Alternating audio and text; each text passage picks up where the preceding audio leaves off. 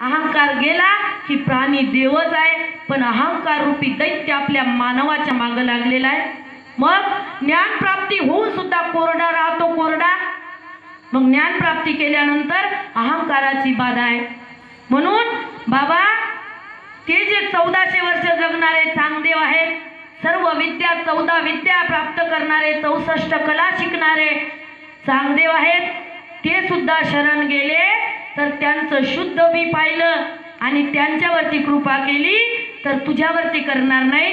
पैठणमध्ये रेड्यावरती कृपा केली, रेड्यावरती, आणि त्याच्या अंगावरचे घाव आपल्या अंगावरती घेतले, त्याच्यावरती कृपा केली तर ते तुझ्यावरती करणार नाहीत. म्हणून त्याच्याकडे जा, ते महाराज काहीही करू शकतात, असं महाराज अभंगाच्या दुसऱ्या चरणात.